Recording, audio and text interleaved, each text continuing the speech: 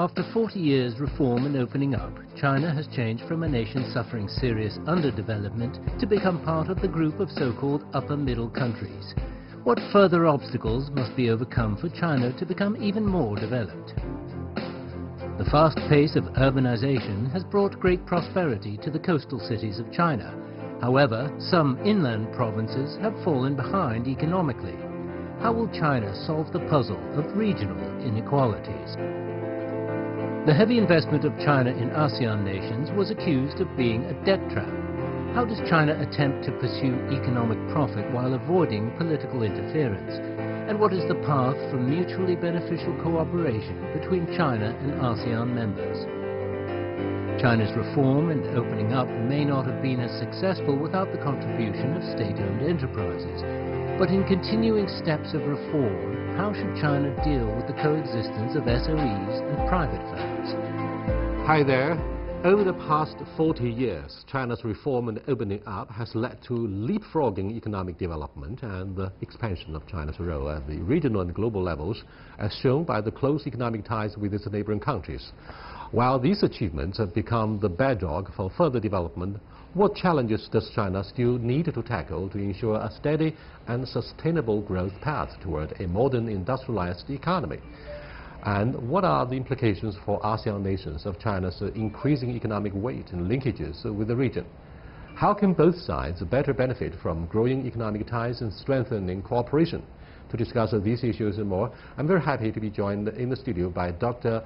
Ho A. Ko, Chief Economist of the ASEAN Plus 3 Macroeconomic Research Office, and Dr. Yukang Huang, Senior Fellow at the Asia Program of the Carnegie Endowment for International Peace.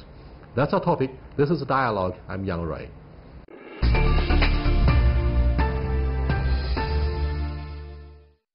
Welcome to our discussion here, gentlemen. 40 years on since China decided to open itself up. What do you make of the uniqueness of the China story in terms of our governance of this sizable market? Well, China's development over the last 40 years is no less than phenomenal, in terms of the speed of growth. It was growing 9.5% a year for almost 40 years, and the size of China has increased from 1.3% to almost 17% today, right? So it's a phenomenal increase in China's size, and over that time period, it has grown from a poor economy to an upper middle income economy, and lifted millions of people out of poverty, right? So this is an achievement that's unprecedented, as we all know. So, and looking forward, we see that there's still a lot of catching up for China to do, because it's still at upper middle income, so it can move ahead to become an higher income economy, and we don't really see that impediments to this continued growth unless something bad happens. And if that happens, China will easily become the biggest economy in the world, right? And this is going to provide a driver for the rest of the region. In fact, the region has already benefited greatly from the rapid increase in China's growth. We'll come back to examine the benefits that ASEAN enjoys through the close ties. Now, Yukang, what is your perspective in examining the economic success of China? And of course, we've had a lot of sufferings ecologically in terms of the environmental decline. Okay.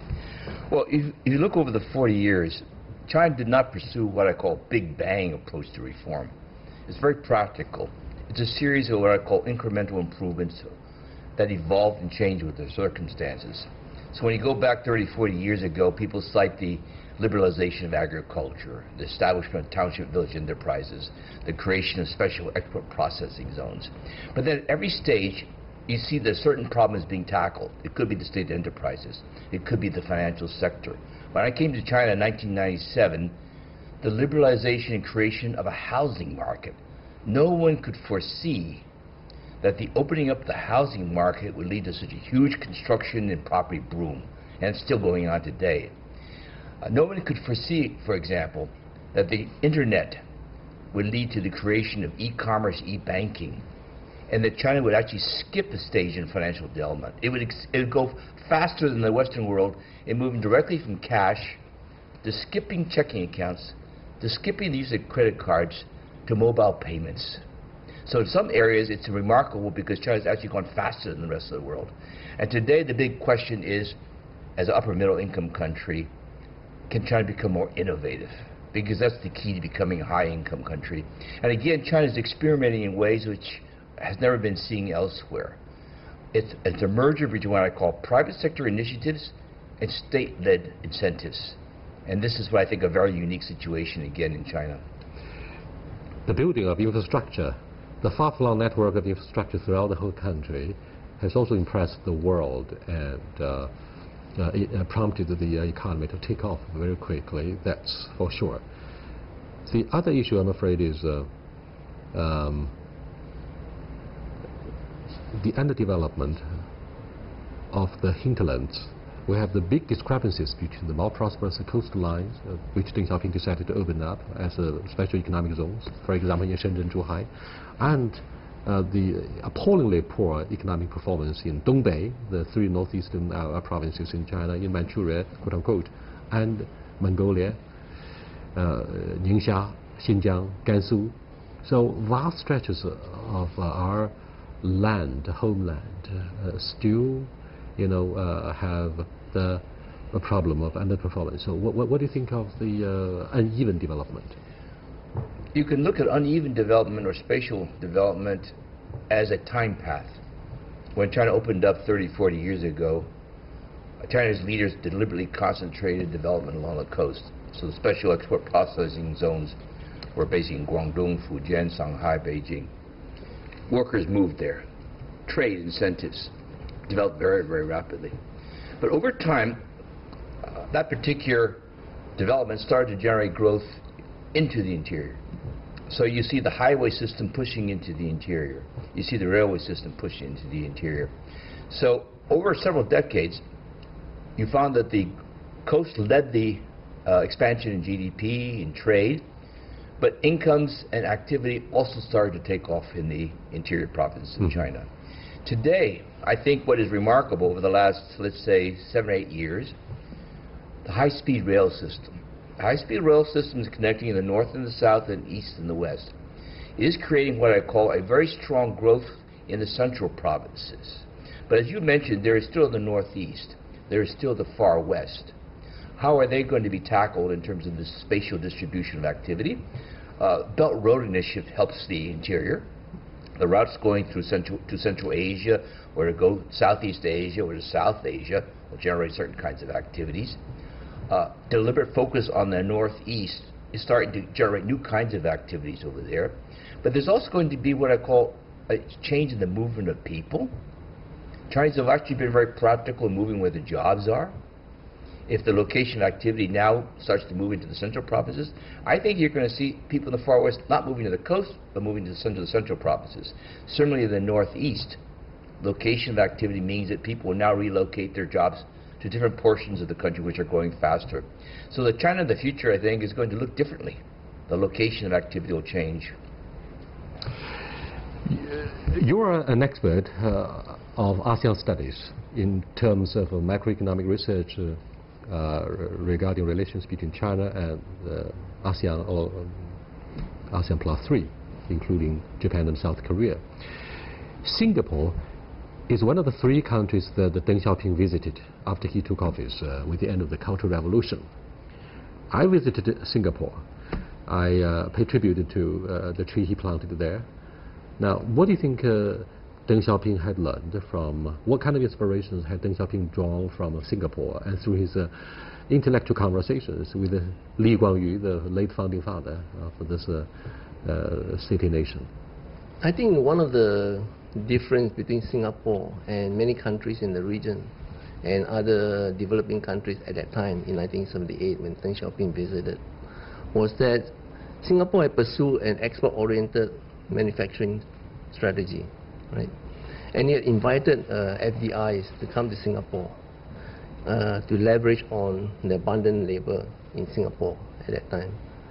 And I think this must have, struck Deng Xiaoping when he was there, and led to the opening of the Special Economic Zone in 1979, as we know. Because I think what it implies is that, it's okay to bring in foreign investment, right? And because they bring expertise, they bring knowledge, they bring investment, and use that to learn from them and improve yourself based on that. So I think that was a very important lesson probably that I took away from seeing Singapore. Because Singapore, by 1978, had already done relatively well, moved into the middle income status. And it was, at that time, it was becoming a labor-constrained economy already, you know. So you could see the prosperity around Singapore by using that particular strategy. And this must have, you know, impressed Deng Xiaoping when he was there. Well, from another perspective, Yukang, the story about China's economic success is one of engagement policy that has been practiced by all presidents in the United States since Richard Nixon in 1972. Now it's an entirely different story. Why the economic expansion has caused envy and even worries from Washington? Well, there's certainly what I call growing insecurity in the United States, in my view, unfounded. Unfounded in the sense that they think that China's growth somehow means less opportunities for America. And I think they missed the point. China's growth and expansion benefited everyone in some ways. A growing middle class buys services and goods from the West. Foreign investment, American companies investing in China generate a lot of revenues. General Motors generates most of its profits here. Apple has used China as the base for exporting to the global world. So that kind of collaboration, I think, is a win-win. I think what's been happening in the U.S. is a couple things. Wages have stagnated in America. Wages here in China have been growing by 7, 8, or 9% a year for decades. Wages in America are growing by 1% or 2%. People think somehow this is due to China. It's not actually due to China. It has to do something with technology. It has to do with innovation, not generating enough jobs. It's a phenomenon that's widespread, but people think that's a China problem. America's had a trade deficit, and the assumption is somehow this is due to China. People forget that America's had a trade deficit for 40 straight years. Long before China became an economic power, America had trade deficits, largely because it has budget deficits. And budget deficits mean you have trade deficits. For a variety of reasons, the view in the U.S. is that somehow America's emerging weaknesses are somehow being caused by China. And I think this is just not correct, but it's a very strong impression. The other neighboring country that China has benefited enormously from in our neighborhood is Japan. The Japanese government decided to launch massive overseas assistance economically since China decided to give up our demand for war damages. So in order to show their gratitude, the Japanese government started to invest in the initial stage of infrastructure building in the early days of China's opening up. Now, you are an expert of the ASEAN Plus 3, meaning China, Japan, and South Korea also compete for regional influence through their cooperation and competition with the neighboring economies in ASEAN. What do you make of the differences, if any, between Japan and China in this regard? Well, Japan was the first country to industrialize, right? And I'm sure you heard of the flying geese model. Yeah. Because after Japan, in the 60s and 70s, you have Korea, Singapore, and Hong Kong, and then after that you have the ASEAN countries. And Japan is, in the 80s particularly, Japan has poured a lot of investment into ASEAN countries too, right? But that was driven by the Plaza Accord, because of the Plaza Accord, the Japanese yen became very expensive. And so they decided to move their lower-end production to ASEAN countries, which benefited the ASEAN countries that needed investment. And they also invested in infrastructure in the ASEAN countries because, partly in recognition of the fact that they occupied the region during the Second World War, right? So in that sense, Japan has always been quite generous in the sense that they try to assist the country in the region in terms of investment in infrastructure. They also moved the manufacturing down to the region. And they have a very strong presence in ASEAN countries. And we see that now happening with Korea, interestingly now. Because Korea is now investing heavily in ASEAN, particularly in Vietnam. You mean South Korea? Yeah, South Korea. So, this is the flying geese formation where as the countries move up the value chain, the lower end gets moved to the countries which are less developed. And now the CLMV countries are benefiting a lot from this, the outsourcing of production, not only from Korea, Japan, but also from China itself. Because China itself has become upper middle income, and the labor cost has risen. So they find it more, effective to move the lower end to countries like Cambodia and Vietnam. Thank you so much. You are watching Dialogue with Dr. Ho A. Kuo, Chief Economist of the ASEAN Plus 3 Macroeconomic Research Office, and Dr. Yukang Huang, Senior Fellow with the Asia Program of the Carnegie Endowment for International Peace. We're discussing what China has achieved over the past 4 decades since we decided to open ourselves up in the late 1970s under the leadership of late leader Deng Xiaoping. Stay with us. We'll be right back.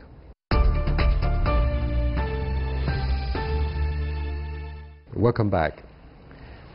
Yukang, you were the country director of Russia under the World Bank before you came over to China. One thing I would love to focus on is the movement of labor resources.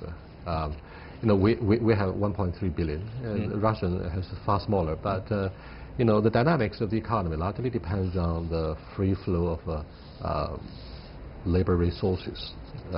High-speed railway helped facilitate the flow and the benefits of our movement. But then the household registration system, the hukou system, is a very embarrassing problem that prevents further urbanization, perhaps. Well, if you look at it, 1978, China was 20% urban. It's repressed because under the socialist communist system, people were spread out and they really couldn't move. And there was actually no reason for them to move because there weren't necessarily more jobs in other provinces along the coast. When reform came and you start developing the coastal areas, you start producing for the outside world, migrant workers start to flow from the interior to the coastal areas. But they don't have what I call full residency rights. They don't have hukou. So they're seen as temporary workers. And this builds up to 250 million migrant workers over the several decades in time. And gradually now China is liberalizing. They're starting to give them residency rights, but very, very slowly. The priority is to encourage people to move to smaller cities, not to the biggest cities like Beijing and Shanghai. As an economist, this is still a problem because the bigger cities are more productive. They're more efficient. If you don't allow people to come and you tell them to go elsewhere, you're losing potential gains. So I think hukou is an issue. Today, China is 56% urban. If you didn't have hukou policies, if you did strict mobility, China probably would be 70% urban. Ultimately, China is going to be like South Korea, the United States, and others. It's going to be 80 to 90% urban, but doing this much more slowly than the other countries. This is a potential issue for China because urbanization, how you do it, offers tremendous productivity gains if you do it correctly. So I think this is one of the major challenges that the leadership has to face in the future. How rapidly should they liberalize the hukou system? It is actually holding back efficiency gains. It's a potential area where there is, I think, income to be generated if you pursue it appropriately. Now, Dr. He, it seems that China faces accusations and challenges about the debt trap conspiracies. The conspiracy theories have started to thrive after Bloomberg or Wall Street Journal started publishing such stories. Now, Malaysia could be one case in point. After the election, Dr. Mahathir defeated Najib, who was put under house arrest on charges of corruption. Now, what happened to China is that our heavy investment in the planned infrastructure, the high-speed railway, will be cancelled. And despite years of negotiations, that's the price we are not ready to pay. But it seems this kind of things are likely to occur more often. Do you think we are victims of the local competitive democracy? Or we are victims of human weaknesses? Well, I would put it to the latter rather than the democracy itself. Because I think what happened in Malaysia was a good thing. We all know the case of the 1MDB and the amount of money that was stolen from the state. And so I see the the victory of Mahathir as helping to stamp a problem that would have gotten a lot worse if they continue. Now it so happened that it started up with this some of the big projects under the BRI, and so because of the problem with the 1MDB, they decided to review all the projects, and their view is that this particular project, the East Coast Railway link, is really very costly, given where Malaysia is in terms of the level of the debt. Malaysia's debt level, by international standard, is still not excessive, but it's high, right? And if you add onto that, the additional debt that comes with this particular project is going to be even higher. So I think the government is just being fiscally very prudent to say that, perhaps we should review this particular project and see whether we need it or not. And my sense, is that they are not saying that they don't want the project, but that the project is too costly and maybe they won't do it now. It's just like the high-speed railway between Singapore and Kuala Lumpur. That was also a very expensive project, and that one has been suspended for 3 years. That's my understanding, because they said that Malaysia needs the space in order to rebuild and repair the balance sheet of the government. So I think that's a very prudent thing. I think Malaysia is very ambitious. They want to be, high-income economy. They want to move up, the ladder, and they need the infrastructure too. So the issue is one of fiscal management and pacing yourself. So it so happened that this particular project is linked to this whole review of the fiscal policy, but I don't see that as implying that all the projects are bad, because obviously there are very good projects elsewhere. Well, one of the major problems, since Yukan was talking about challenges lying ahead for the sustainable development of the Chinese economy, remains the relationship between the market and the government.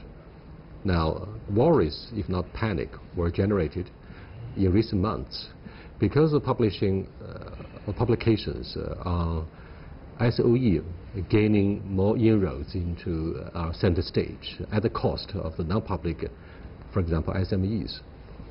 Now, SMEs for years find it very difficult to have easy access to loans, to say nothing of the chronic issue of taxation, heavy burden on the dynamics and sustainability of the private economy. So what do you think of this kind of things, despite our avowed goal of pouring enormous amount of money into the pursuit of digital technology, like 2025, that the United States is so unhappy about? Well, I think the relation between the SOE and the private sector, has been evolving for a long time now. I think recently there was a perception that the state would like to strengthen the management of the SOE, and so because of that, there could be some preferential channeling of credit towards the SOE. But this is not new, right? We know that SOE has always had preferential access to credit, and SMEs in particular has always had problems having access to credit. So in a way, the issue is, and it's not only unique to China either. In most countries, SMEs have a problem getting access to credit. And actually, one of the good thing about the new digital economy is the development of new platforms through fintech, which can help to bridge that gap. But unfortunately, I mean, these early days in fintech and the P2P platform, which is one way in which you can bridge this gap, some of that has gone sour, and we know that there's been a big failure in here. Not just here, I think in other countries too. But regulators are grappling with the issue and trying to see how they can make the platform sufficiently secured, so that it can serve the purpose of inclusiveness, which is reaching out not just to the SME, but also to those households which doesn't have regular access to banking facility. The overwhelming concern shared by so many people in China remains lack of confidence about the prospects of our sustainable development due to many, many reasons.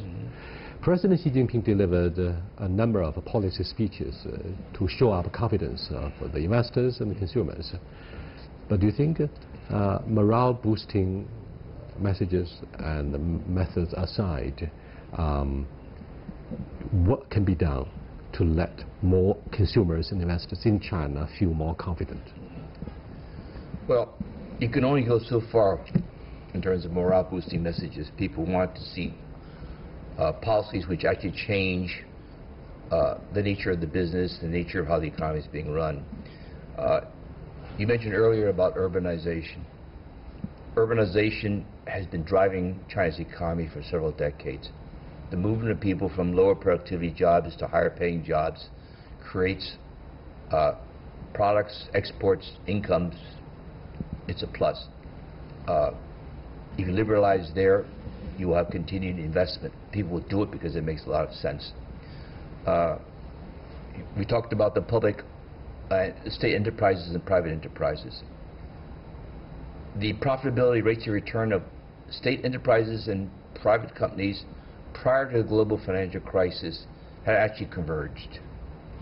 Then after the global financial crisis, private enterprises have done relatively well, but the returns on state enterprises have fallen dramatically.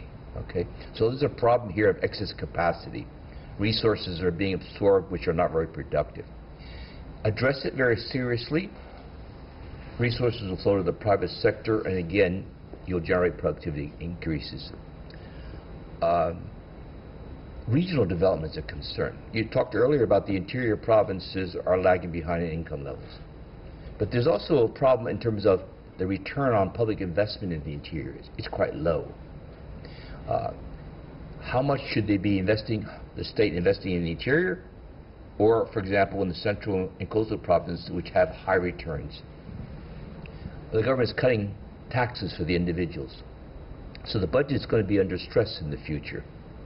If you want to carry on infrastructure and other policies, you have to find new sources of taxation, or else you're going to be in trouble. That's what America has a budget problem. Thank you very much, Dr. He and Dr. Huang. In about 2 months, we're going to commemorate the 40th anniversary of the U.S.-China relationship. During the Carter administration on January the 1st, this most consequential relationship was normalized. And therefore, part of the confidence of both consumers and investors in this country should come from a healthy development of this bilateral relationship between Washington and Beijing. But the current trade war has cast a shadow on the prospects of this kind. I'll see you next time. Goodbye.